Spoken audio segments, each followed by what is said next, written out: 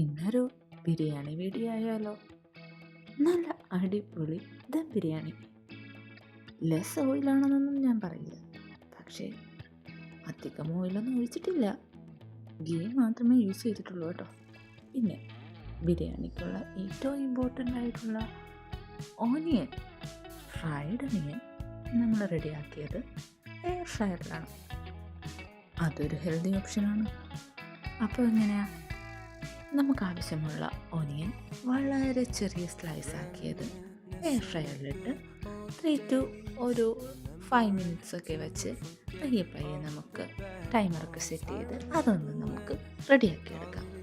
ഒരു 10 മിനിറ്റിൽ നമ്മുടെ ഫ്രൈഡ് ഓനിയൻ റെഡിയാവും.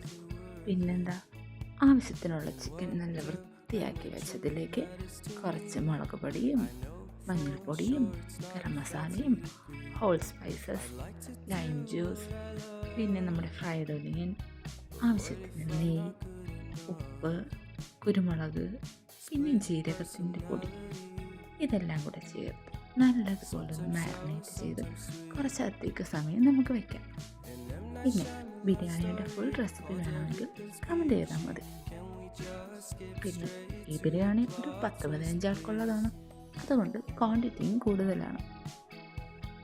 ചിക്കൻ മാരിനേറ്റ് ചെയ്യുമ്പോൾ കുറച്ച് മല്ലിയിലയും കുറച്ച് പുതിനയിലയും കൂടെ ആഡ് ചെയ്യണം. ഇതെല്ലാം കൂടെ ചേർത്ത് നല്ലതുപോലെ ഇളക്കി യോജിപ്പിക്കണം. അതിലേക്ക് നമ്മുടെ ഫ്രൈഡ് ഓനിയനും ഇട്ട് കൊടുക്കണം. ഒരു 3-4 ഓനിയൻ്റെ ഫ്രൈഡ് ഓനിയൻ അതാണ് ചേർത്ത് വെക്കുന്നത്. അതുമിട്ട് നല്ലതുപോലെ ഇളക്കി യോജിപ്പിച്ച് വയ്ക്കാം. അപ്പോൾ ചിക്കൻ സെറ്റാകുന്ന സമയത്ത് നമുക്കിനി റൈസ് പ്രിപ്പയർ ചെയ്യാം. അതിനായിട്ട് ആദ്യം വെള്ളം തിളപ്പിക്കാൻ വയ്ക്കാം.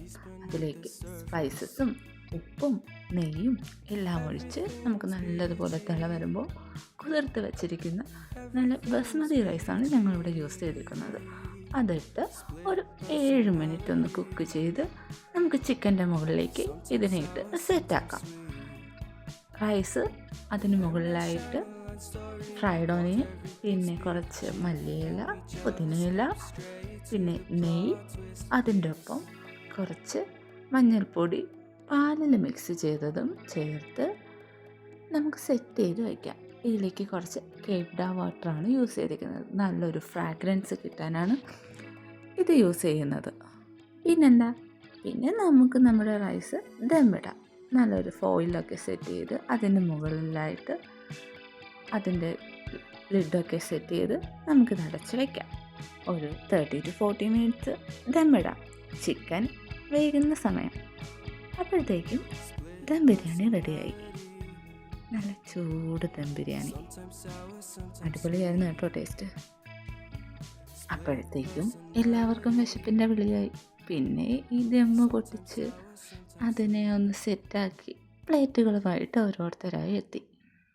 അതിലേക്ക് ഓരോ ചിക്കൻ്റെ പീസും റൈസും എല്ലാം കൂടെ മിക്സ് ചെയ്ത് വെച്ചിട്ടെന്താ, സൈഡിൽ കുറച്ച് സാലഡും പിന്നെ കുറച്ച് നാരങ്ങാച്ചാറും.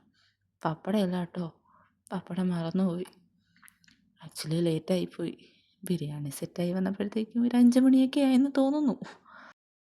അപ്പോൾ കുറച്ച് സാലഡും അച്ചാറും ഒക്കെ വെച്ച് ആ ചിക്കൻ പീസിൽ നിന്ന് ഒരു പീസൊക്കെ അങ്ങോട്ട് എടുത്ത് കഴിച്ചു. ആഹാ, വിശന്നിരുന്ന് ഈ ചൂട് ബിരിയാണി കിട്ടുമ്പോൾ എന്തൊരാശ്വാസം. ഇത് കഴിച്ച് കിട്ടുന്ന ആ ഒരു ഉറക്കം ഉണ്ടല്ലോ, അത് അതിനെക്കാട്ടി സൂപ്പറാണ്. അപ്പം ശരി, ഞാനെന്നാൽ കഴിക്കട്ടെ.